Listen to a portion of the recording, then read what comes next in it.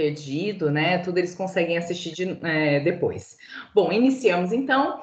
Professora Marilza, muito obrigada pela sua presença, agora oficialmente, né? Gravando, por falar com a gente a respeito do tema de qualidade de vida no trabalho, saúde mental, né? E contribuir com a gente, com a formação de nós todos aí, para assim, para sermos gestores de RH melhores, né? Muito obrigada pela sua participação aqui na FATEC Taubaté. Muito obrigada, Leila. É um prazer estar aqui com todos vocês. Eu vou falando e vocês vão interrompendo, vão perguntando, porque é como se fosse um bate-papo mesmo. Quem sabe a gente consegue depois fazer um presencial, né? E a gente se sente um pouco mais próximo. Bom, eu sou Marilza de Sá Rodrigues, fiz psicologia. Quando eu me formei em psicologia, provavelmente a mãe de vocês estava nascendo.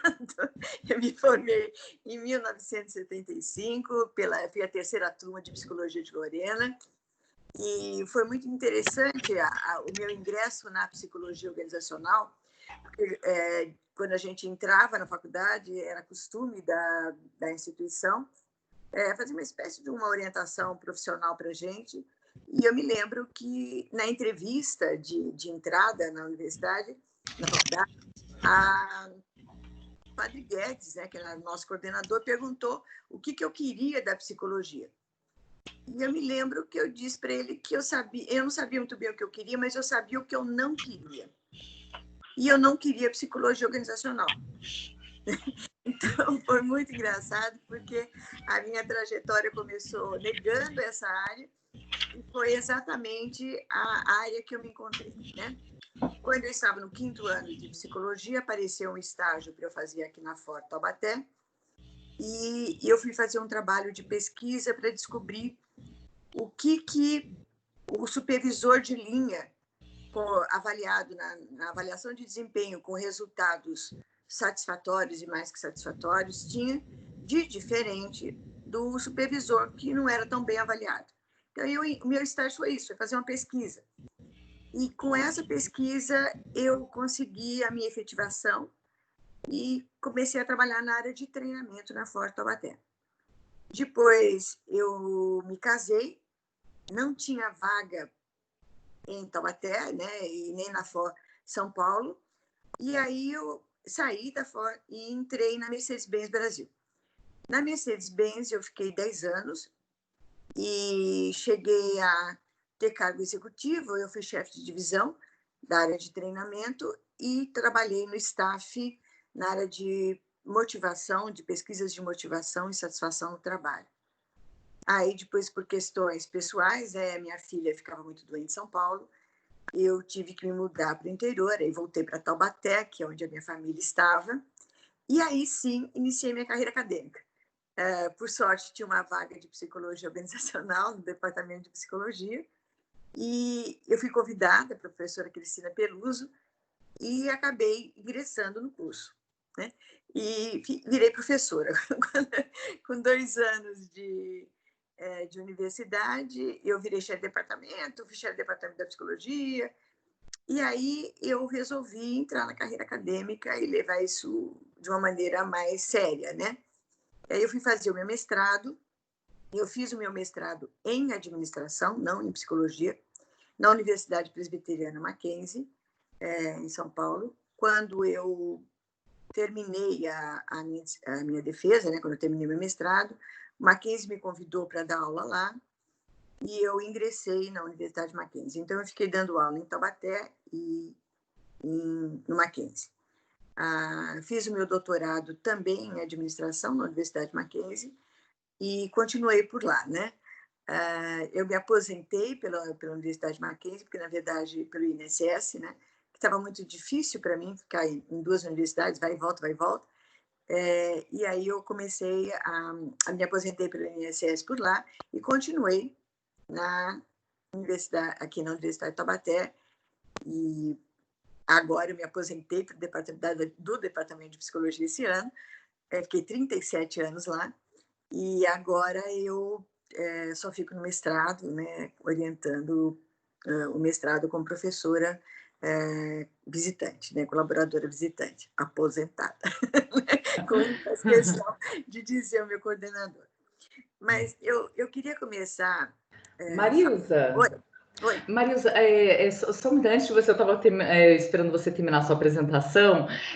O professor Chico, o coordenador aqui do curso, né, de gestão de recursos humanos, ele está presente, ele estava até com a mãozinha levantada, tem uma mãozinha que levanta, né, pedindo permissão. E eu não vi que essa mãozinha era a mão dele pedindo para falar. Professor Chico, o senhor gostaria de falar alguma coisa? Né? Bem-vindo também, que bom que você conseguiu estar com a gente hoje, né? Ouvindo aí a professora Marilza. Muito bem, bom dia, né, a todos vocês, né, todos presentes, a professora Marilza, né, e a professora Leila, né, também, muito bom dia, o meu agradecimento, né, pelo convite de estar aqui participando, né, e também aproveitar esse momento para fazer a acolhida, né, para a professora Marilza, que seja muito bem-vinda, né, que receba aí a FATEC de Taubaté como a sua casa, o meu agradecimento, né, da sua disposição nesse horário, né, do período da manhã, vim falar de um tema tão importante, né, sobre a qualidade de vida, sobre a questão da importância das pessoas nas organizações e principalmente pela sua história de vida, pelo que eu já ouvi. E aproveitar também para parabenizar, né, o trabalho da professora Leila, comprometida com o curso de recursos humanos, juntamente com as pessoas. Então, que este momento, os senhores alunos, né, possam aproveitar o máximo que a professora tem para compartilhar com vocês. E a minha gratidão, né, de estar aqui presente, meu forte abraço e seja muito bem-vinda. Né? Então, muito Deus obrigada, abençoe e professor. Vamos que vamos. Vamos que vamos. Isso aí, Chico, obrigada. Ok, Marilza, o palco volta para você. Ok. Eu quero frisar uma coisa que foi motivo de uma palestra minha na Universidade Federal de São Carlos, numa semana de psicologia que eu fui convidada.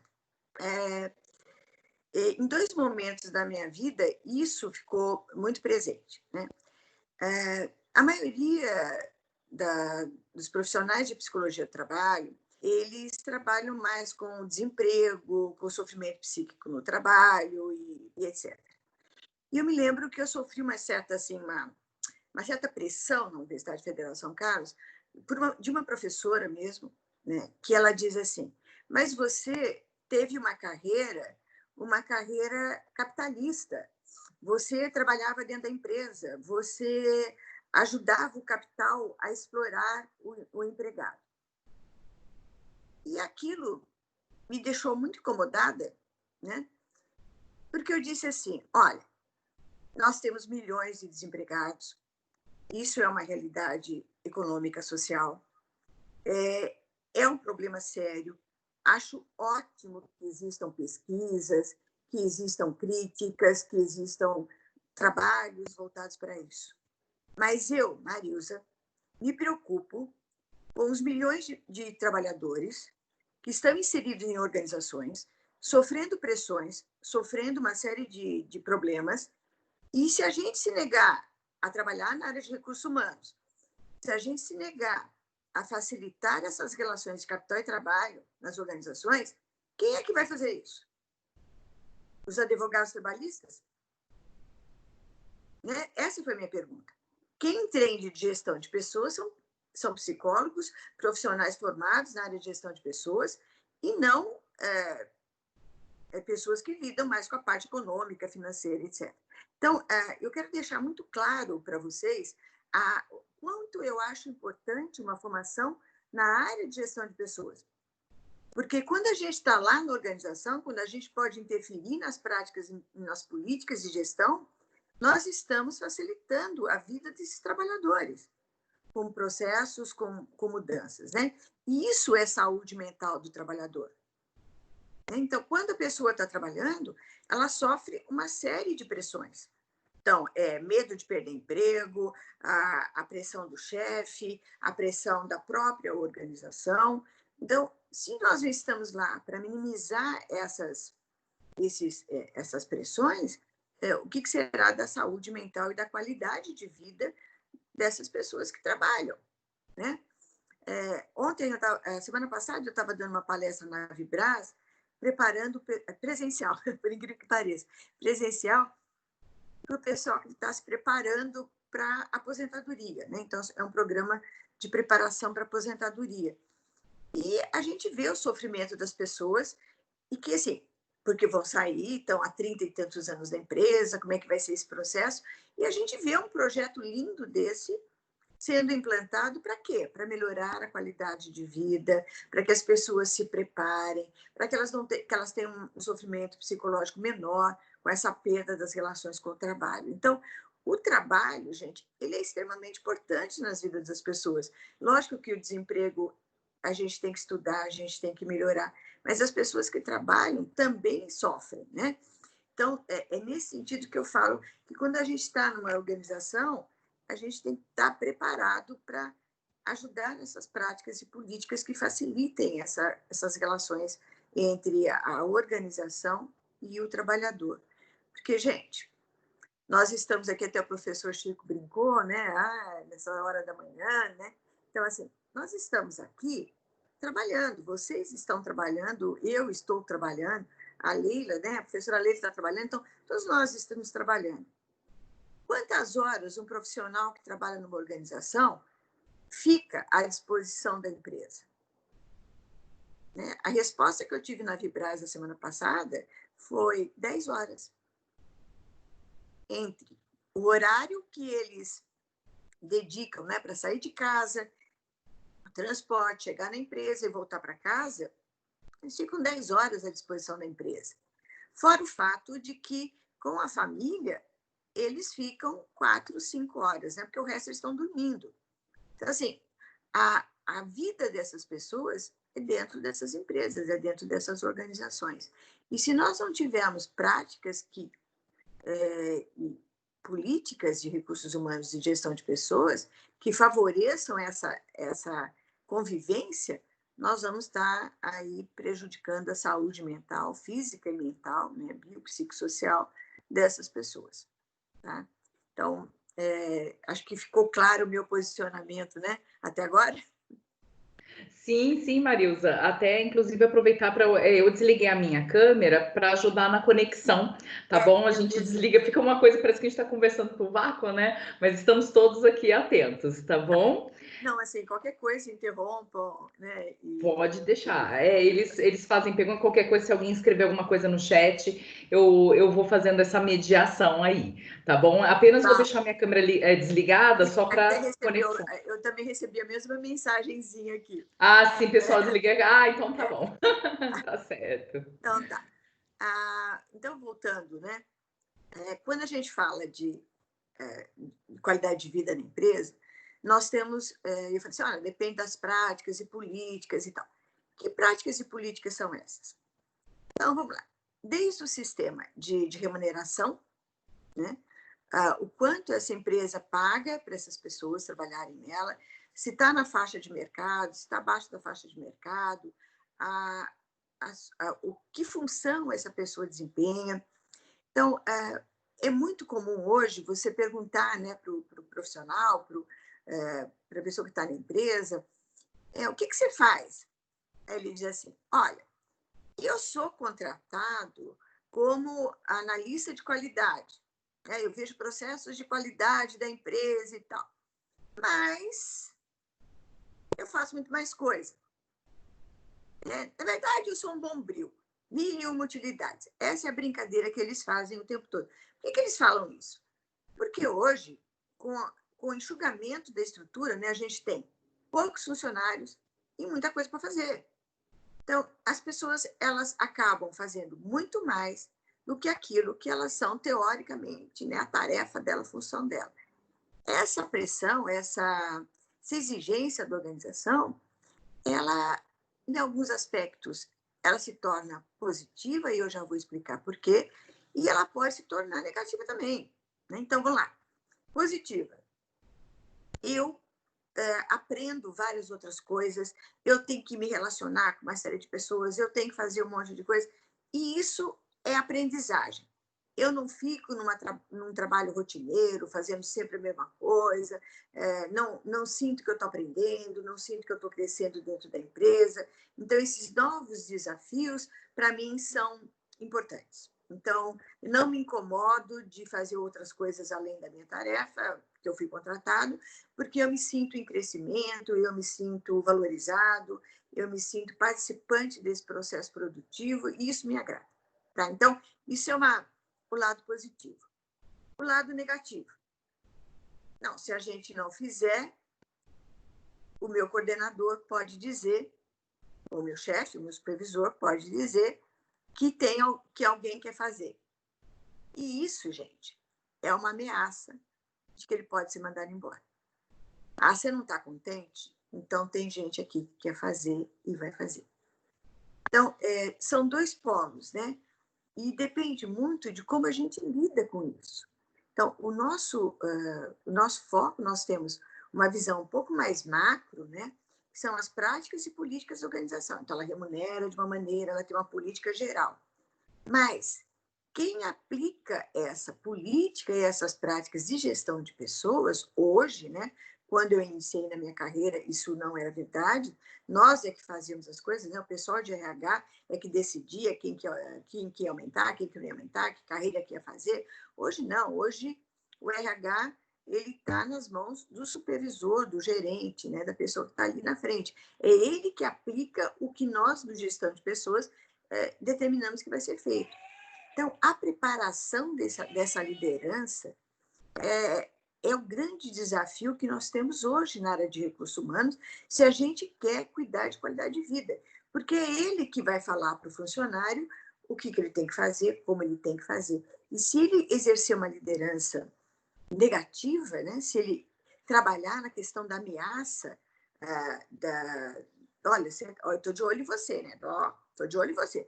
Isso vai levar o funcionário a trabalhar sob pressão, ele se sente inseguro, ele tem medo de chegar na empresa e estar lá, ele ser enviado para o RH para assinar lá a demissão dele, então ele se sente inseguro. E essa insegurança no ambiente de trabalho, provocada pela má gestão das políticas de recursos humanos através da liderança, é um dos fatores, é lógico, pode desenvolver uma patologia, o funcionário fica nervoso, o funcionário estressado, o funcionário chega a ter burnout, né? Então, acho que, não sei se todos vocês conhecem, né? Burnout é o nível máximo de estresse, e as pesquisas sobre burnout, elas são muitos. Se vocês entrarem em qualquer plataforma de acadêmica, vocês vão ver que o burnout ele tem estudo com enfermeiro, estudo com professor, estudo com médico. Por quê? Porque são as profissões que estão mais na frente, né? Então, eles estão ali na frente do problema. Então, eles estão com vidas nas mãos, eles estão sendo avaliados o tempo todo. Então, um erro que uma enfermeira faça num paciente pode levá-lo a óbito, o médico a mesma coisa, e o professor, porque está ali na frente da sala o tempo todo avaliado. Poxa, mas será que é isso mesmo que ela está falando? Aí o aluno já está entrando lá para ver se o que ela está falando é daquele autor, se não está. Então, ela acaba sendo essas profissões são as profissões que mais causam burnout, né? Levam a um maior nível de estresse, gerando depressão e uma série de outras doenças. E por incrível que pareça, agora eu vou relatar uma experiência nossa aqui, eu orientei um TCC na psicologia e nós pesquisamos burnout numa empresa pequena, média e numa empresa grande. E não era comum aparecer burnout em empresa, não. E nós detectamos burnout nas 3 empresas, né? E eu apliquei também as estratégias de enfrentamento que eles usam para não entrar em depressão, para não entrar em estresse absoluto, mas as estratégias foram interessantes, sempre o apoio social, amigos, família, né? E ficou muito claro que a pressão da organização, né, a pressão da chefia, o medo de perder o emprego, levaram as pessoas ao burnout, né? Excesso de tarefa, pressão para desempenho e o medo do desemprego. Então, hoje, o que não era uma preocupação há 10 anos atrás, hoje é uma tremenda preocupação para a gestão de pessoas, né? Fazer com que que esses profissionais consigam lidar com as pressões organizacionais, né? com a cobrança por resultados, e que essa cobrança por resultados seja na medida certa para que eles não atinjam o limite do estresse, né? Eu não estou falando do estresse positivo, existe o estresse positivo, né? Que é essa adrenalina da aprendizagem, essa adrenalina que a gente tem do desafio. Mas o nosso cuidado com relação a isso tem que ser voltado para não exagerar na dose. As pessoas têm que ter um desafio, elas têm que estar aprendendo, elas têm que estar em ação, né, em movimento, mas a gente não pode fazer com que esses picos de desempenho sejam o normal. Esses picos de desempenho, eles têm que ter sazonalidade, né? Então, a gente tem um trabalho urgente para entregar, então vira à noite, vai trabalhar de sábado e domingo, tarará. Só que a gente fica assim um mês. Depois a gente volta para uma rotina normal, que já é desgastante, mas a gente volta para uma rotina normal, se recupera, depois tem outro pico de trabalho. Então, esse equilíbrio é que nós temos que tomar muito cuidado e preparar a nossa liderança para que eles façam esse tipo de intervenção na maneira de preservar a saúde, né, e o bem-estar dos funcionários. Outra coisa que interfere na qualidade de vida, e a gente constatou isso com a pesquisa que foi realizada, é a cultura organizacional, né? Nós temos que entender essa cultura para poder definir, inclusive, o que nós podemos fazer e o que nós não podemos fazer na empresa, né? O que a cultura aguenta e o que a cultura não aguenta, tá? Eu vou dar um exemplo para vocês, eu vou contar o milagre, mas não vou contar o santo, uma questão ética. Uma empresa grande aqui de Taubaté estava com um índice de absenteísmo muito alto. 2,5% de absenteísmo numa linha de produção, na área de produção, significava 1.500 pessoas faltando no mês. Isso é muito alto, né? E depois eu fui primeiro entender quais eram os critérios de absenteísmo deles, as faltas. E percebi que eles estavam computando o afastamento médico, por cirurgia, tá? Então isso não é absenteísmo. Isso é, a pessoa está lá impossibilitada de trabalhar, ela sofreu uma cirurgia, ela não está faltando porque ela quer, né? O que me interessa, e o que deve interessar para a gente, né, é por que as pessoas estão faltando. E foi muito interessante o diagnóstico que a gente chegou. Nós aplicamos alguns instrumentos e fizemos entrevistas, né, com os profissionais, de uma maneira geral. E o que nós descobrimos foi muito, muito legal, muito interessante. Nós descobrimos que uma das práticas da área de gestão era a distribuição da PLR, participação nos lucros e resultados, né? Que é uma lei, que é uma divisão aí dos resultados, então as empresas pagam um percentual desse resultado obtido para os empregados. Algumas pagam meu doutorado foi em cima disso. Algumas pagam mais, outras pagam por escalonado, outras pagam mais para o gerente, ou vice-versa, ou para o pessoal da produção e menos para o gerente. Então, cada empresa estabelece com a comissão de fábrica, com a comissão da PLR, como é que vai pagar isso. Mas, nessa empresa, o que acontecia? Um dos fatores que interferia na PLR, no que as pessoas iam receber, eram as faltas, né? O absenteísmo. E o que a gente percebeu claramente? Existia uma subcultura de falta, estabelecida e criada pela PRL. Então, o que é isso? Seguinte, eu, Marilza, trabalho com a Leila, trabalho aí com vocês, né? E eu não faltei. Eu não falto, eu não tenho um filho pequeno, precisa ir e tal. Eu não faltei. Mas a Leila faltou 10 vezes. Na hora de distribuir a PLR, é a média. Então, o que acontece? Eu sou prejudicada com 5 faltas que eu não tive, e a Leila é favorecida com 5 faltas que ela teve. Ela só vai perder 5, no entanto, ela deu 10. As outras 5 vieram para mim. Então, o que aconteceu? Eles começaram a faltar. Todo mundo começou a faltar, porque existia uma média de falta. E a média, o número cabalístico, era o 5 mesmo. Então, eu podia dar 5 faltas no semestre, que eu ia estar na média, ia ganhar a mesma coisa de PLR. Isso não ia interferir no meu rendimento. Entendem isso? É sério isso? Se a gente não entende, se a gente não faz uma pesquisa, se a gente não faz um diagnóstico, a gente não consegue entender por que as pessoas estão faltando.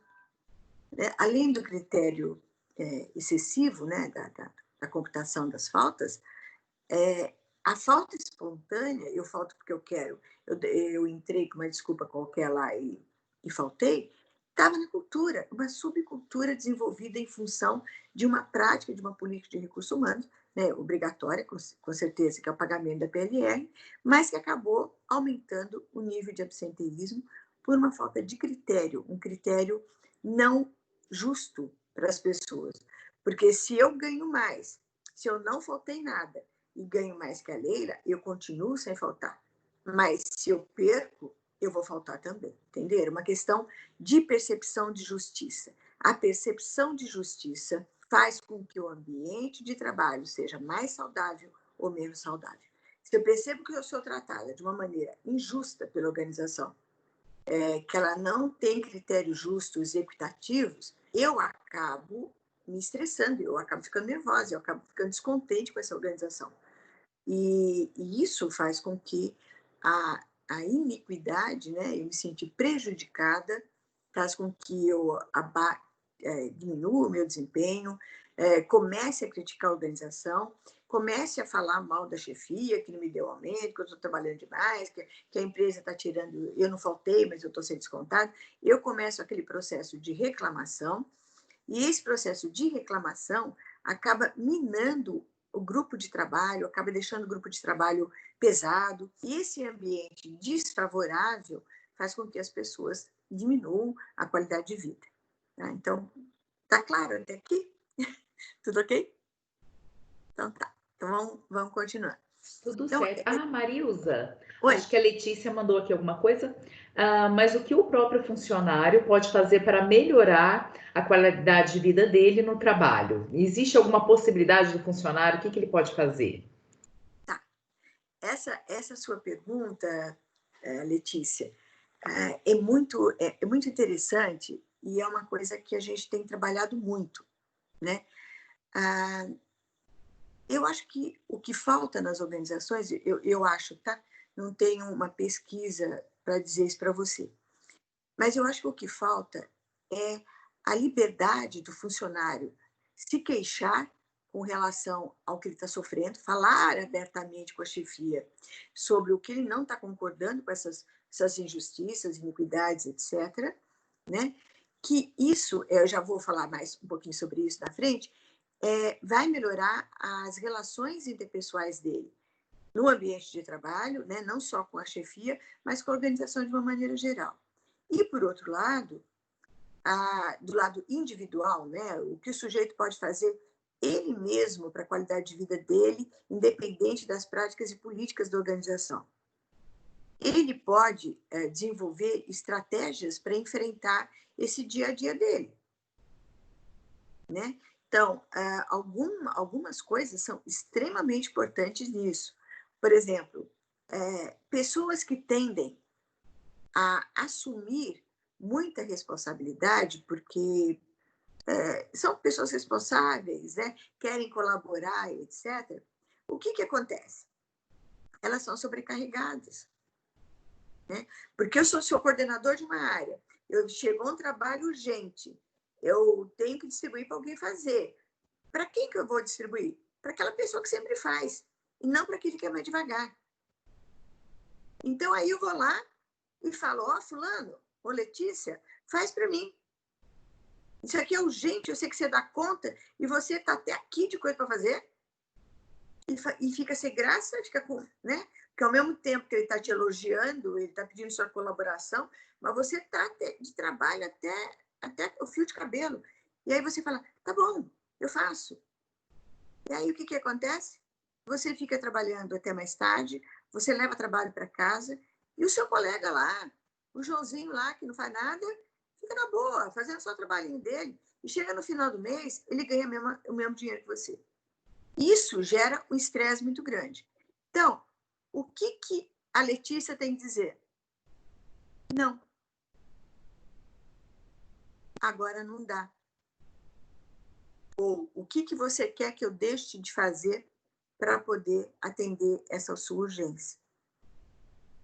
Porque essa capacidade de assertividade é o que vai fazer com que o funcionário tenha mais qualidade de vida no ambiente de trabalho. Tá? Então, eu já vou falar sobre habilidades sociais, a assertividade, eu não sei o quanto vocês conhecem sobre isso, mas pensem sobre relacionamento interpessoal. Né? Quando você tem um ambiente de trabalho onde as pessoas conversam abertamente, onde as coisas são ditas, não fica aquele clima, nossa, o que está acontecendo, né? Quando tem transparência, quando o supervisor chega e diz o que está acontecendo, você tranquiliza, pode ser até uma notícia ruim, mas você fica sabendo o que está acontecendo e não fica aquele boataria, aquela confusão toda. Então, trabalhar com habilidades sociais, tanto na equipe quanto na chefia, é o meu objeto de estudo hoje. Né? Eu faço parte do grupo de habilidades sociais da psicologia, né, liderado lá pelo pessoal de São Carlos, traduzido pelo Almir Delpré, e eu faço parte desse grupo. E Taubaté, a Universidade de Taubaté, é a referência exatamente em habilidades sociais profissionais. Eu treino equipes, eu treino lideranças, eu treino funcionários para que eles tenham capacidade de dizer não, para que eles tenham empatia, para que eles consigam perceber, se autoavaliarem, né, para ver o que eles conseguem fazer e o que eles não conseguem fazer. Porque às vezes eu aceito muito trabalho e fico me queixando, fico resmungando, fico dizendo que eu sou explorado. Isso não é assertivo, isso é se fazer de vítima. E se fazer de vítima não é saudável, gente. Nós temos que lutar pelos nossos direitos e nos posicionarmos de uma maneira adequada. O chefe não vai mandar um funcionário bom embora porque ele diz que não tem condições de fazer tudo aquilo. Então, vamos negociar. O que você prioriza aí para mim? O que você quer que eu faça? Porque senão você acaba carregando o setor inteiro nas costas e os outros estão muito bem obrigados porque eles conseguem dizer não. Então, esse equilíbrio é o que o funcionário pode fazer. Não sei se eu consegui responder para a Letícia. Para a Letícia, e aí, assim, o Mário entrou também. A Letícia, você pode dar um feedback para a gente, se a professora Marilza conseguiu responder. A Letícia disse aqui, conseguiu sim, muito obrigada. E aí o Mário, ele fez uma reflexão em cima, né, mas a negação para o chefe, às vezes, parece ser impossível, até pelas ameaças subjetivas. Né? E aí a Letícia complementou enquanto você estava falando, né, o posicionamento assertivo é algo a ser trabalhado na maioria das equipes. O assertivo, eu não conversei especificamente com essa turma, mas com algumas que eu falo especificamente de assertividade, que assim, o assertivo é aquele que fala o não e o outro agradece. Né, assim, é a forma, você não é agressivo e você não é passivo. O passivo é aquele que aceita, né? E o agressivo é aquele que vai pro confronto em si, né? Mas assim, acho que essa é uma busca bastante desafiadora, né, Marilza? O conseguir ser assertivo, dependendo até que o Mário falou, né? Pelas ameaças subjetivas e tudo mais, às vezes até trava essa assertividade, né, no funcionário. Não, com certeza, né? Inclusive, assim, é um comportamento assertivo saber o que você pode dizer e a hora que você pode dizer, né? Porque nós temos, infelizmente, é uma característica uma característica da nossa cultura e de alguns países um pouquinho menos, outros iguais a nós, né? que as pessoas que são promovidas para a liderança são as pessoas tecnicamente competentes. Então, eu entro numa empresa, eu me sobressaio como uma boa funcionária, tecnicamente, eu sou promovida a chefe. Mas eu nunca lidei com gente. Então, eu costumo brincar muito, eu treino, dou muito treino de habilidades sociais e faço orientação de carreira para o pessoal da pós-graduação. Então, o pessoal vem fazer MBA, né? Vem fazer mestrado. Professor, não sei o que eu faço, tal. E aí a gente senta para fazer uma orientação de carreira e eu verifico como é que estão as habilidades sociais dele. E a maioria é engenheiros, né? Tal. Aí eu brinco com eles e falo assim, por que você fez... por que você está preocupado com a carreira se você vai virar gerente mesmo? Eu brinco com eles porque, assim, a maioria dos engenheiros mecânicos, engenheiros de produção, engenheiros elétricos, eles viram gerentes. Agora, que preparo que eles têm para lidar com gente? A empresa promove pela competência técnica e não se preocupa se ele sabe mexer com gente. Então, é o papel da área de gestão de pessoas preparar esse gerente. E o treino de habilidades sociais é uma grande ferramenta que a gente pode estar usando para fazer isso, né? Eu orientei um trabalho, se vocês darem risada aqui um pouquinho, eu orientei um trabalho no Mackenzie, de TG, o TCC, não sei como é que vocês chamam, trabalho de conclusão de curso. A menina chegou para mim e falou assim, Marilza, eu queria fazer um levantamento aí junto às consultorias de colocação de pessoal, de recrutamento, quais são as competências exigidas para os profissionais hoje para a contratação. Eu, Marilza, pensei assim, flexibilidade, trabalho em equipe, vimos todo aquele mantra que a gente ouve o tempo todo das competências que as pessoas têm que ter e tal. Aí eu pensei comigo, mas não falei nada, porque a curiosidade é dela, o problema de pesquisa é dela, ela que quer resolver. Falei, tá bom, então vamos lá, você tem para fazer aí um piloto e tal? Tenho, vou ver. Aí passou lá para as tantas, ela caminhou no trabalho, fez revisão, tudo. Ela virou para mim e falou assim, professor, eu estou super chateada, é tudo igual. Eu pergunto, parece que faz recorte e cola, tá tudo igual, tudo igual, tudo igual. E eu falei, então por que você não vai em algumas empresas e pergunta por que demite? Né? Quem contrata, você sabe. Pergunta por que demite. E aí que o trabalho dela ficou muito interessante e que foi o que desencadeou esse meu trabalho com as habilidades sociais. É que as pessoas são contratadas, apesar de todo aquele mantra, sabe? Saber trabalhar em equipe, piriri, pororó, pororó. O que vale mesmo na hora da contratação da pessoa é se ela tem competência técnica para fazer. É isso que o gerente avalia quando faz a entrevista, e aí a palavra final é dele, ele que escolhe. Ele acaba pegando uma pessoa, às vezes, que não tem a menor competência de relacionamento interpessoal, não sabe lidar com gente, e contrato técnico, porque aí vai resolver o problema dele. Porque a prioridade não é liderar a equipe. Então, aí vai e é contratado. É contratado e, assim, eles são demitidos porque criaram conflitos, porque não sabiam se relacionar. Algumas palavras assim, não tinha um jogo de cintura.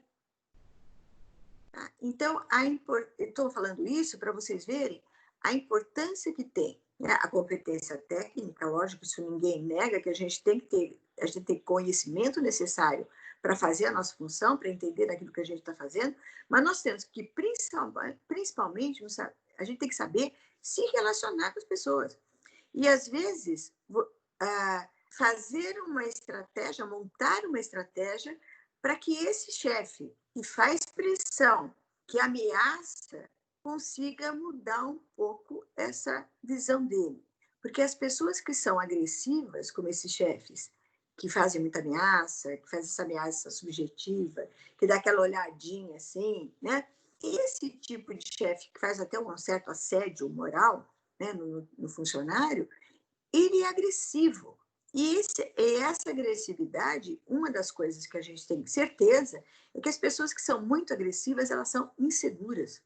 Então, se as pessoas são inseguras, De alguma maneira, a gente tem que trabalhar a equipe também, para que essa equipe passe segurança e trabalhar esse coordenador isoladamente, para que ele aprenda a lidar com as pessoas e, principalmente, ler, né, o que a pessoa precisa de orientação, que às vezes você ser assertivo é você falar exatamente aquilo que você tem que dizer, de um tom de voz, numa postura, numa adequação de que a pessoa não se sinta agredida e nem corrigida, mas que sim ela entenda aquilo como um estabelecimento de uma relação saudável, né?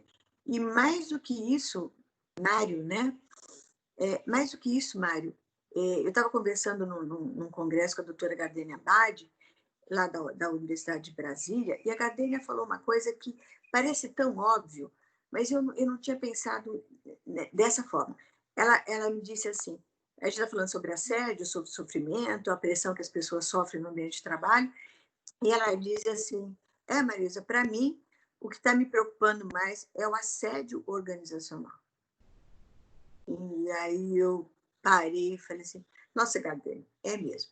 Então, quando a gente fala de práticas e políticas e que o líder, ele, na verdade, só passa aquilo que a organização manda ele passar, ele é o recheio do sanduíche ali, né? É ele que leva a notícia. Às vezes, ele discorda totalmente daquilo, mas ele tem que fazer porque a organização faz isso. E a organização faz coisas do tipo, sabe? Divulga. As nossas vendas caíram, precisamos otimizar resultados, precisamos dar um jeito. Precisamos... O que ela está fazendo? Olha, ela está ameaçando. Né? Está cheio de gente no mercado aí, e se vocês não entregarem resultados, eu mando vocês embora. É isso que ela está dizendo. Numa situação de economia que nós estamos, e vai ficar pior, né, provavelmente depois dessa pandemia, é extremamente ameaçador. Então, a pessoa que tem um emprego hoje, ela faz o que for preciso para não perder esse emprego. Né? Mas ela precisa cuidar da saúde mental dela. Ela precisa entender que ela pode não estar, nesse momento, não enfrentando no sentido negativo, mas se colocando com dignidade, com cidadania na frente do chefe dela, com respeito, a palavra correta é respeito, né? Na frente desse supervisor dela, ela pode até não estar fazendo isso hoje por medo, mas que ela tenha consciência de que não é incompetência dela, mas que ela está sendo assertiva porque não é o momento adequado. Quando for o momento adequado, ela vai estabelecer uma relação mais saudável. Isso é uma forma da gente também manter o equilíbrio psicológico, viu, gente? Porque não é fácil, não. Tem hora que a gente tem vontade de voar no pescoço e a gente se controla porque sabe que se fizer isso, vai ser mandado embora, né? E engole sapinho, engole sapinho, engole sapinho, e aí fica com uma tremenda de uma gastrite, né? E aí sim prejudica a saúde física, inclusive, e a mental também, né? Só para dar um exemplo para vocês, eu tive um aluno de uma grande empresa de São José dos Campos, que é coordenador, engenheiro, brilhante, um menino brilhante. Ele vira para mim e fala assim, ele estava fazendo treino de habilidades sociais comigo, e ele fala assim para mim, pediu para conversar em off, né, separadamente do grupo. Aí ele falou, professor, eu estou nervoso, eu não durmo faz uma semana. E eu falei, mas o que aconteceu? Ele falou, olha, eu recebi uma ordem da direção, ele tinha 80 funcionários, né? E ele falou assim, olha, agora no carnaval a fábrica vai dar, né, os feriados e eu vou trabalhar porque nós vamos mudar todas as máquinas, algumas, não todas, né, mas algumas máquinas, alguns equipamentos da linha que eu coordeno, e isso significa que pelo menos 60 pessoas serão remanejadas e algumas perderão o emprego. E a empresa me deu essa ordem e eu vou fazer. E a minha preocupação é que os meus funcionários vão chegar depois do carnaval vão ver que algumas máquinas que eles trabalhavam não existem mais.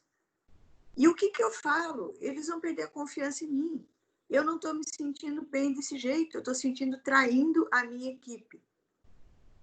Aí eu falei para ele, seja assertivo. Reúna a sua equipe antes do carnaval, fale o que vai acontecer. Você pode receber críticas da sua gestão, né, do seu gestor, mas você não vai perder a credibilidade e a confiança dos seus funcionários. Inclusive, eles vão ter uns dias aí que vão ser bem tensos para eles, mas eles não vão ficar angustiados porque eles estão sabendo exatamente o que vai acontecer. Algumas pessoas serão recolocadas e outras perderão o emprego. E quem já vai perceber que ele não vai ter chance de ir para outra área da empresa porque o trabalho dele é muito específico, ele já vai começar a acionar as relações dele, as pessoas que ele conhece, e vai começar a se preparar para uma situação de possível demissão. É muito melhor do que o sujeito chegar de manhã, ligar o equipamento dele para trabalhar, chega o gestor do lado e diz, olha, estão te chamando no RH. E ele lá fica sabendo que foi demitido. Então, é extremamente importante essa figura do gestor direto, não do gestor geral só, mas do gestor direto. E só para contar o final da história, né? Ele fez isso, depois ele me contou que alguns funcionários choraram, ficaram nervosos e tal, mas que no final da reunião lá que ele fez, ele dividiu em subgrupos, né, esses 80, que no final das reuniões que ele fez com a equipe, as pessoas agradeceram a transparência, agradeceram a confiança. E aí eu fiz o papel de advogado do diabo. Eu falei assim, e você fica ou sai? Porque a empresa faz muito disso, né? Ela manda o gestor fazer o trabalhinho sujo, mas ele também vai ser mandado embora depois que ele terminar o trabalho, né? E ele levou um susto, ele ficou assim, nossa, a senhora tem razão. Eu falei, pois é, se a sua área vai ser fundida, né, com outra área, vão sobrar dois, para onde você vai ou para onde o outro vai. Eu disse, nossa, professor, preciso fazer o plano B. Eu falei, o plano B, o plano C, o plano D, né? A gente tem que fazer vários planos aí e se preparar para isso. Graças a Deus ele ficou, mas ele poderia ter sido dispensado, né? Então, esse tipo de coisa, vocês estão percebendo com que honestidade eu falo com as pessoas? Então, acho que é isso que nós temos que fazer. Ser transparentes na área de RH. Mas você acha que pode acontecer alguma coisa comigo? Pode ser, sim.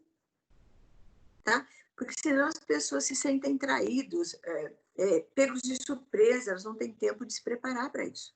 Então, precisa ter muita coragem, precisa ter muito preparo, precisa ter muita segurança. E é nosso papel na área de gestão de pessoas formar essa liderança com transparência, com certeza daquilo que tem que fazer.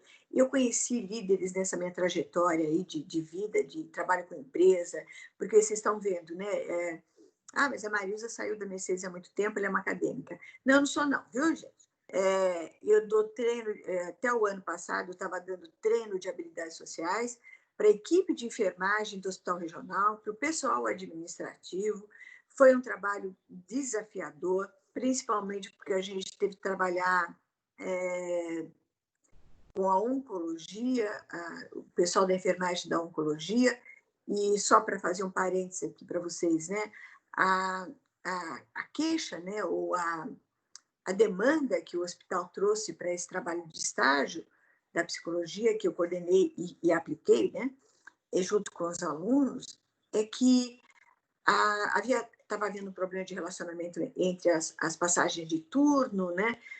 Passa o turno para outra equipe, e estava havendo alguns problemas de relacionamento das equipes, entre as equipes, e que isso estava gerando um mal-estar, e também com os protocolos, né? Deixa eu explicar para vocês o que vem a ser protocolo numa área de oncologia.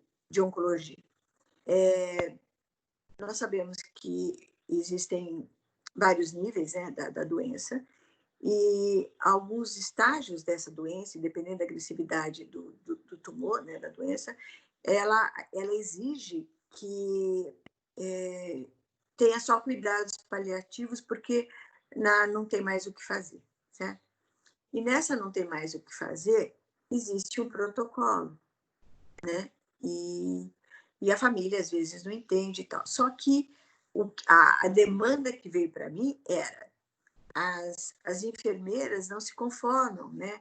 De que o sujeito que está em processo paliativo, se ele tiver uma parada cardíaca, é para insistir a volta dele até um determinado ponto e depois deixar morrer com tranquilidade porque não tem mais o que fazer. É duro a gente falar dessa maneira, mas é isso que acontece, né? Uma morte digna não fica prolongando o sofrimento de uma pessoa que já não tem mais condições físicas de reagir. Então, isso, o pessoal do hospital achava que eles não estavam sabendo lidar com essa situação de morte. Aí, quando nós começamos o treinamento, nós tivemos várias surpresas. Uma delas é que a maioria das enfermeiras que trabalham nesse setor achavam difícil esse processo de protocolo paliativo, mas que elas concordavam que elas não facilitavam não é eutanásia, né? Elas ajudavam esse paciente a ter uma qualidade de vida na hora da morte. Também é importante o respeito à dignidade da pessoa na hora que vai morrer. A dificuldade delas não eram com os pacientes paliativos, porque a família dos pacientes paliativos já estava esperando uma notícia não muito agradável. O problema maior era com os pacientes que estavam internados, a família do paciente, que não consegue entender por que você não ministrou o remédio ainda, por que você não deu banho no horário. Eles não conseguem entender urgências, né, na ala de oncologia. E aí brigam com a enfermeira, e aí xingam a enfermeira, e gravam a enfermeira, fazem vídeos e ameaçam. Então, era uma coisa assim, uma coisa absurda o que elas estavam sofrendo de pressão de acompanhantes, né, familiares acompanhantes, e principalmente, gente, a dificuldade de lidar com um paciente, né, às vezes agressivo, e lidar, sim, com a morte, com a perda de um paciente que eles vinham acompanhando com várias internações e tal, e papapá, e de repente vai a óbito. E outra coisa que estava acontecendo nas relações entre a passagem de um turno para o outro não eram questões meramente técnicas, eram questões mais do ponto de vista emocional. Então, eu tenho um relato de uma enfermeira que ela diz assim: eu não sei o que fizeram com o meu paciente. Esse menino estava sendo internado com a gente há vários anos, né? E eu saí do meu plantão, ele estava ótimo. O que a colega fez que ele morreu? Né? Então, assim, a colega não fez nada. Ela não deixou de fazer o que tinha que ser feito. Mas a perda de um paciente é um momento de sofrimento muito grande para o pessoal da área de saúde. Então, nós tivemos que trabalhar essa competência de empatia, né? De aguentar a agressividade de um colega que trocou de turno com você, porque está te culpando pela morte que ocorreu, sem saber o que aconteceu, qual foi a emergência, por que ele morreu, né? Mas ele culpa a enfermeira que estava lá responsável por ele, porque, afinal de contas, eu deixei ele bem como é que ele morreu de uma hora para outra, né? Então, acho que tudo isso são sofrimentos, são situações de condições de trabalho. Eu imagino, nessa época de pandemia, deve estar a cabeça desse pessoal de enfermagem, eles devem estar mil, vão precisar de ajuda, vão precisar de grupos, vão precisar de comportamentos assertivos, para eles, inclusive, conseguirem dizer para o colega o que eles estão sentindo, qual que é a mágoa que ficou, para que isso possa ser resolvido e as relações possam ser estabelecidas de uma maneira mais interessante, né? Pessoal administrativo, problemas administrativos normais, mas pessoal da área de saúde, de frente da área de saúde, eles precisam de muita atenção na área de gestão de pessoas E a gente está falando, né? Eu estava falando de Mercedes, estava falando de Ford, estava falando de outras empresas aqui da região. Nós fizemos trabalho com a Uzi Minas, enfrentamos esse trabalho que o Mário, essa problemática que o Mário falou, né? Como é que eu digo não para o meu chefe? Meu chefe me ameaça o tempo todo, você está louca? Não posso lá chegar lá e dizer não, né? Então, esse tipo de estabelecimento de limites é exercício de saúde mental, é exercício para manutenção da qualidade de vida nossa, viu, gente? Deixei claro? Vocês querem fazer mais alguma pergunta, alguma coisa? Marilza, aqui o chat tá bombando. Eu tô me sentindo uma host mesmo. É o seguinte, deixa eu ver por onde que eu começo, porque tá bombando mesmo aqui. Eu vou começar aqui com um comentário da Eliana, que foi muito legal. Olha só, Marilza, olha o impacto, olha o impacto. Ouvindo a senhora Marilza, né, dá uma vontade de sair atuando no mercado. Acho que finalmente, e até que enfim, eu achei o meu lugar. Né? E teve um monte de coraçãozinho aqui no comentário da Eliana, né? Ó, tá todo mundo... Isso tudo é culpa sua, viu, Marilza?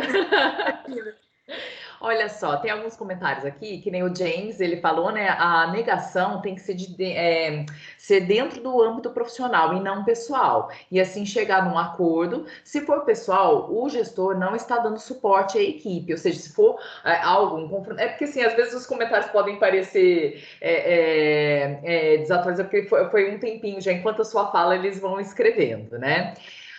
O Jorge, ele tinha apresentado. Eu acredito que você tenha respondido qualquer coisa, Jorge. Você escreve aqui para mim, ou então pode abrir seu microfone também, caso queira, né? Ah lá, doutora Marilza. E quando o funcionário tem um líder que não tem uma qualidade, não tem nenhuma qualidade e perfil de gestão, liderança, e está no cargo somente porque esteve puxando o saco. Você estava falando a respeito, né, dos engenheiros, que o cargo técnico, né, vai virar gestor por causa. Não só os engenheiros, mas no geral, né, as pessoas elas são promovidas para gestores normalmente pelas suas habilidades técnicas e não pelas suas habilidades com gestão de pessoas.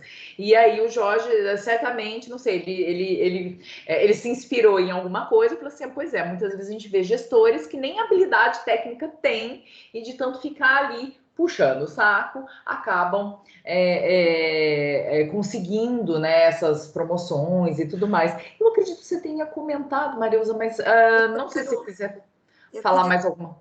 Eu queria acrescentar uma coisa aqui. Sim. Função nossa detectar isso. Olha, aí, Jorge, você respondeu sim, e a Marilza complementou, função nossa de... Função nossa, porque assim, onde que nós vamos encontrar indicadores de que esse chefe está estressando a equipe, tá? Então, vamos lá. Eu tive uma coordenadora na Universidade Presbiteriana Mackenzie, que é bem nesse sentido, tá? Puxa saco da gestão, ela virou diretora.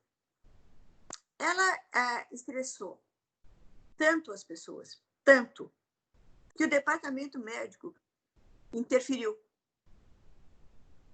via administração superior. O que está acontecendo na psicologia, que os professores estão perdendo a voz, tendo infarto. O que é que está acontecendo? Né? Porque aumentou muito o número de idas ao departamento médico dos professores da psicologia. Então, alguma coisa errada está lá. Aí a área de recursos humanos chamou alguns professores. O que é que está acontecendo? E aí, falamos. A pressão, a ameaça da demissão no meio do semestre. Para vocês terem uma ideia, quando eu falei do infarto, nós tivemos um professor da área de escolar que ele teve um infarto, porque ele estava 3 anos da aposentadoria e a mulher ameaçando mandar ele embora. Então, imagina, ele não estava na estabilidade dos 2 anos da aposentadoria. O que ele ia fazer com a idade dele? Achar emprego aonde como professor para se aposentar? O homem infartou. Né? Então, olha o que um gestor pode fazer com a saúde.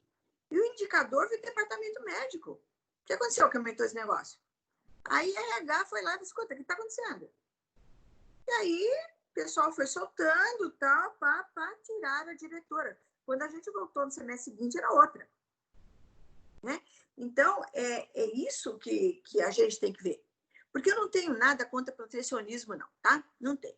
Eu acho que se o cara é dono da empresa, ele põe o que ele quiser, ele bota o amiguinho dele, ele fala o que ele quiser, tá? Agora, cria um cargo para ele, né? Bota lá um negócio para ele fazer, ganhar dinheiro, mas não atrapalha o funcionamento das coisas. É isso que a gente tem que brigar para acontecer.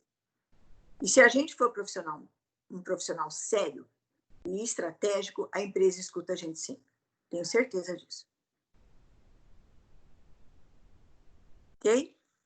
Ok. Nossa, Marilza, tá, o pessoal aqui tá no. Não sei se você consegue ver o chat aí, porque você tá Não, pelo celular, né? Então eu vou. Deixa eu ver aqui. Tananã, tananã. Nossa, tem um monte de coisa. Aí a Gessimila, ela comentou aqui, né? Mas aí é que está, assim, ela comentou antes, né, logo depois do Jorge, né, mas aí é que está, nem todos são preparados para lidar com pessoas em gestão, né, muitas vezes é só para obter um cargo de atuação, pela conquista da profissão, de ênfase não obtida, ou seja, tem gente que aceita um cargo ali de gestão, de liderança, só pelo status em si, mas na verdade, desculpe a brincadeira, gente, mas nem gosta de gente. Entendeu?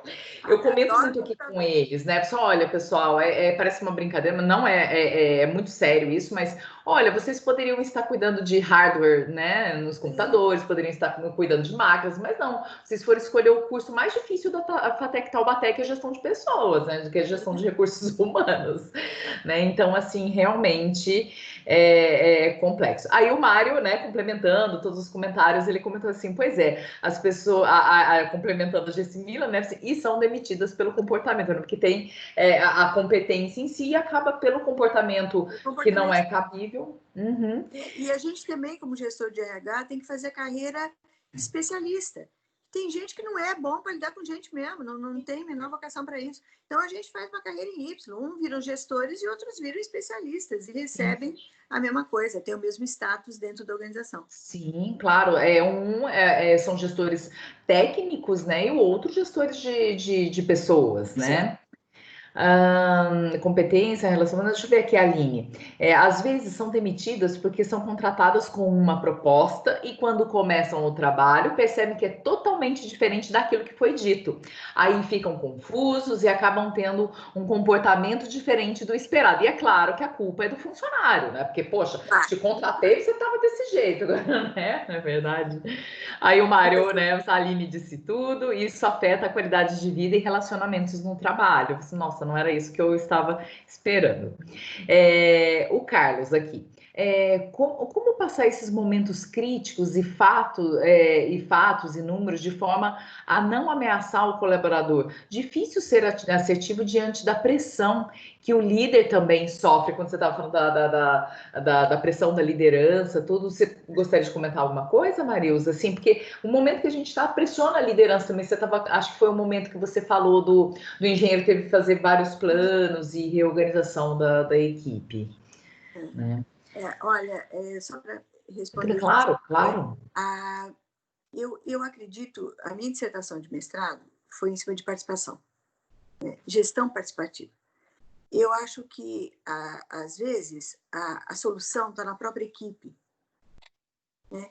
Então, quando esse gestor, ele começa, esse líder intermediário aqui, né? Ele começa a sofrer muita pressão de cima, ele acaba descontando na equipe. E, às vezes, se ele é uma pessoa equilibrada, ele tenta ficar de mola, né? Então, ele segura a pressão maior e passa uma pressão menor para a equipe. Esse é o bom gestor, né? Só que chega uma hora que essa mola, né, cansa também. Ele fica numa situação... Então, quanto mais ele conseguir a adesão da equipe, pedir sugestões da equipe, o que a gente pode fazer para melhorar, o que a gente pode fazer que está no nosso alcance e não no alcance da organização como um todo.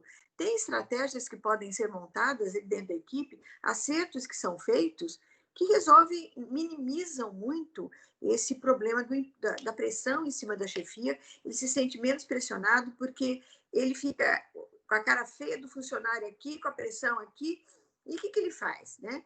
Agora, quando o funcionário entende que está sendo pressionado e que ele luta pela equipe, mas que ele não consegue algumas coisas, porque a pressão está muito forte, a equipe entende. O problema é quando a equipe acha que ele não briga pela equipe, que ele é um banana e que ele só obedece ordens. Então, quando ele fica nessa posição de que não manda nada, não apita nada, aí sim ele perde a força dentro da equipe. Então, esse equilíbrio aí é difícil da gente conseguir com a liderança intermediária. Não estou te ouvindo. Eu esqueci que eu fechei o microfone. O Mário, ele estava comentando até bem alinhado isso que você acabou de falar, Marilza, só que ele fez esse comentário antes. Ele falou assim, justamente, todos recebem pressão, porém tudo é juntado e chega bem embrulhadinho e entregue na mão do colaborador base, né? Então, é muito importante isso. Realmente, assim, a equipe, ela percebe se o gestor, ele está lutando pela equipe, se ele está tentando alguma coisa, mas não consegue devido aos entraves ali das políticas organizacionais, mas faz uma grande diferença, sim. E é muito interessante, Marilza, você está trazendo aqui para a gente uma visão da força da equipe. O gestor é ruim, então vamos preparar essa equipe, né? Vamos dar um suporte para essa equipe, porque senão não vai dar resultado, não vão haver resultados, né?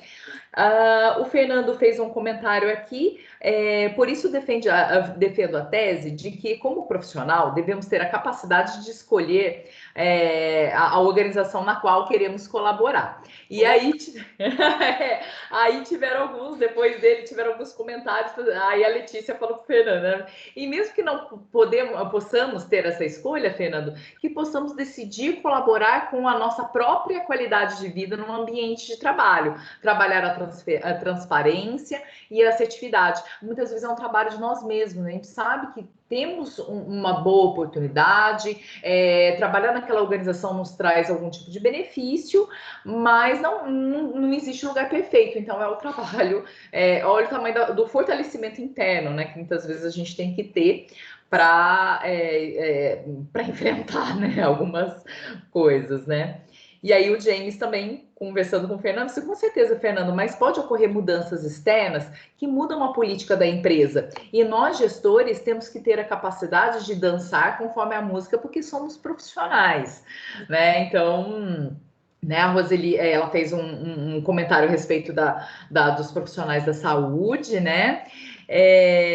Deixa eu ver aqui, a Eliana, novamente aqui, muito bacana a sua atuação.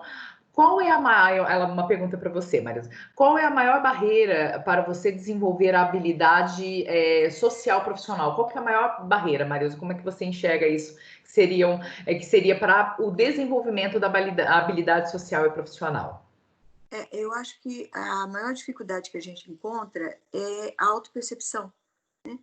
A pessoa não acha que ela não é hábil socialmente, né? Ela acha que ela se relaciona bem, né? As pessoas é que são chatas, ela é legal, né? Normalmente é isso. Então, eu uso muito uma estratégia que eu falo que é uma judiação que eu faço com eles, mas é a forma, né? Eu gravo. E eu uso vídeo feedback. Tá? Então, eu gravo. Ele está lá tentando ser assertivo numa situação que a gente montou lá, com o colega que está trabalhando com ele ali no grupo. E aí a gente pergunta, né? Como é que você se sentiu? Aí ele fala assim, eu me senti assertivo. Aí eu pergunto para o sujeito que estava relacionando com ele. Ele dá uma risadinha e fala assim, mais ou menos, né? Imagina, mais ou menos. Sabe? Aí eu passo a fita. E aí ele vê. Ele fala assim, nossa, eu falo alto. Nossa, eu não olhei para ele. Nossa. Então, é chocante. Viu que é uma judiação, porque choca. Nossa, começou ruim. Inclusive, quando fizeram isso comigo, eu falei, pelo amor de Deus, nunca mais. Nossa, a gente ser gravado na nossa atitude, a gente vê assim, meu Jesus. Pelo amor de Deus, eu nunca mais abro a boca em lugar nenhum. Então, assim, é lógico que é muito interessante. Aí a gente faz uma edição depois da fita, comparando o comportamento de entrada com o comportamento de saída. Essa é a nossa área de pesquisa. Nós desenvolvemos o protocolo de observação, a Andresa Koga fez o protocolo na dissertação de mestrado dela, e a gente trabalhou exatamente isso, né? Porque a habilidade social é um comportamento aprendido. Só que Se você acha que você sabe, não aprende nada, né?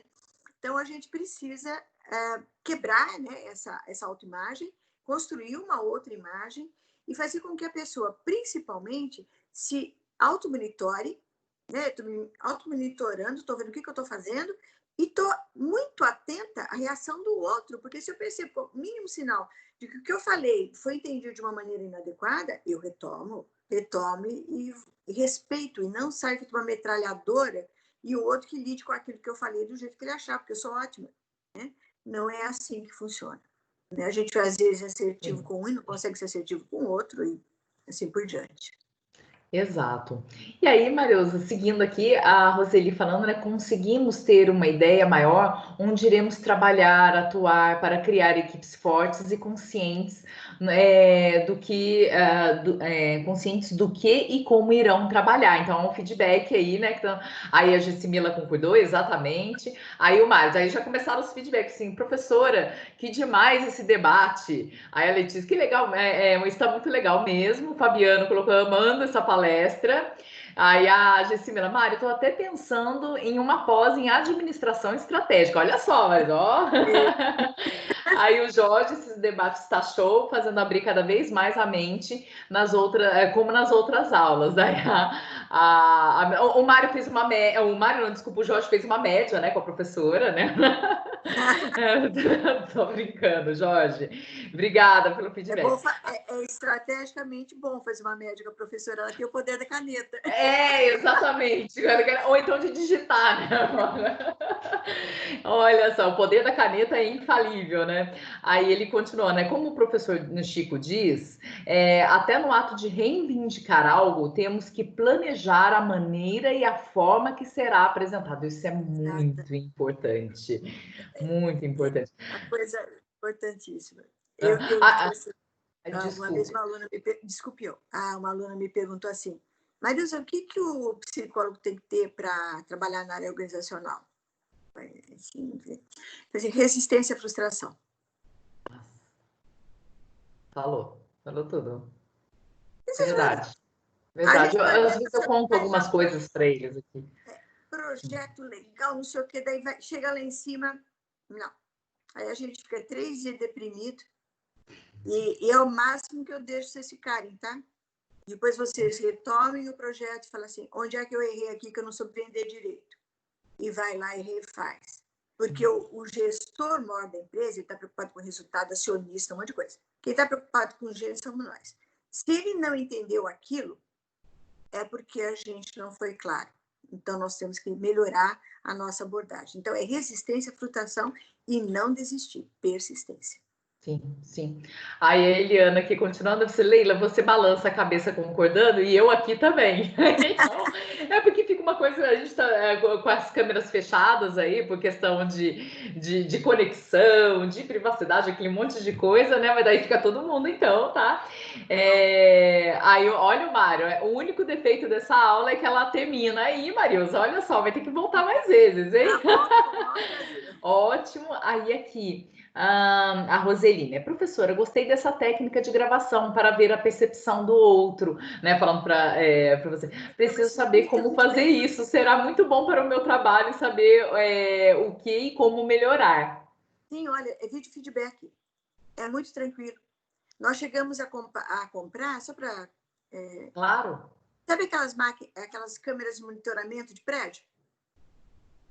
Nós compramos 4 câmeras, porque como envolve a inter-relação, a gente pode gravar para o celular também, não tem problema nenhum. O problema é que, se eu gravo, eu estou vendo a Leila, ela está me vendo, mas eu não consigo ver o grupo todo.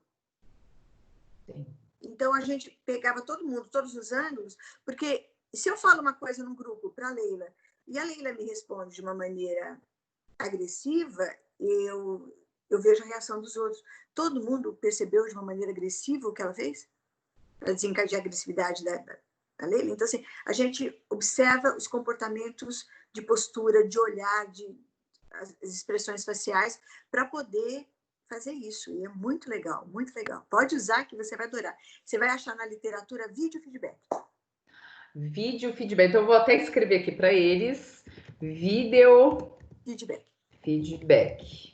Aqui, gente, tá aqui, coloquei aqui no chat. Deixa eu ver aqui, o Fernando, né? Existe um movimento de gestores no setor público que está buscando um comportamento de gestão voltado para o clima organizacional saudável, e é interessante o contraste de um comportamento saudável e um convencional. Né? Até a gente estava falando sobre isso, sabe o que me fez lembrar, Marilza, essa fala do Fernando? A dissertação da Bruna, que a gente estava na banca, dos agentes de execução penal. Ah, não, mentira, não foi dela, não, foi da Thaís.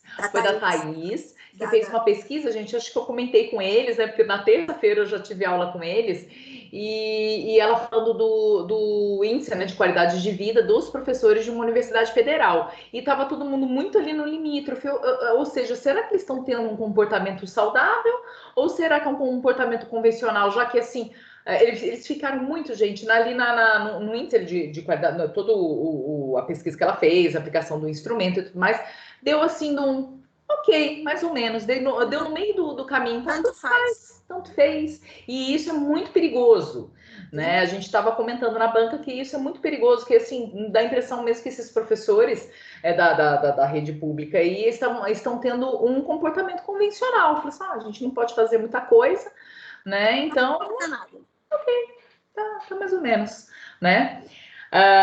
Aqui a Viviane, né?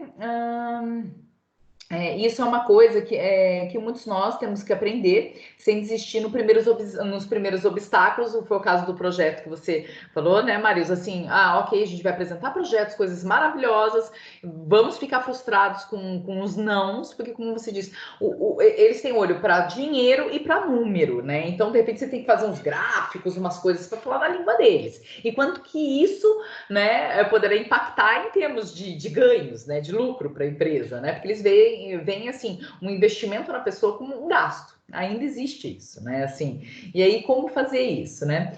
Aí o James, e depois o pessoal escreve recados na porta do banheiro, né? Assim, né?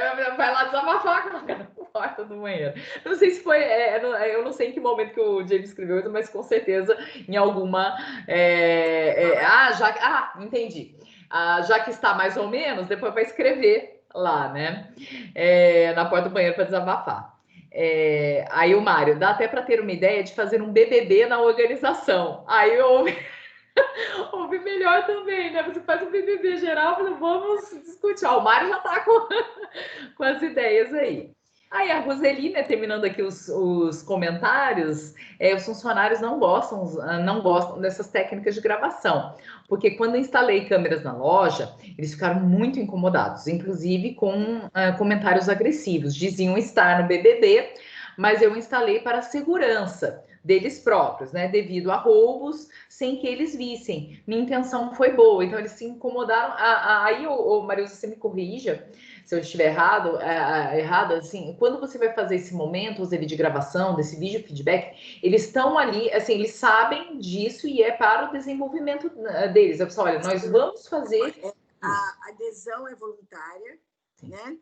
E eles assinam o termo de consentimento, né? Que a gente não publica a imagem deles em hipótese alguma, né? A gente usa o protocolo de registro, né? Sujeito 1, sujeito 2 e tal. Agora, para eles, é um processo de aprendizagem riquíssimo.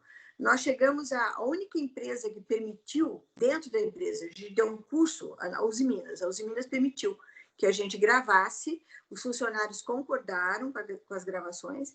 Eu não entreguei essa gravação para a Uzi Minas de jeito nenhum, né? Destruí a gravação na frente deles, né? Então, assim, depois que todos eles receberam o feedback com a edição da fita, né, vendo o comportamento e tal, que aí a devolutiva foi individual, aí a gente desgravou tudo, apagou, né? Porque, lógico, né, apresenta as falhas para a gestão, não, né? É só entre a gente, nós estamos ali tentando... Exatamente, o objetivo não é esse, né? Não é esse, né? E outra coisa importante, a gente não mistura nível nesses cursos.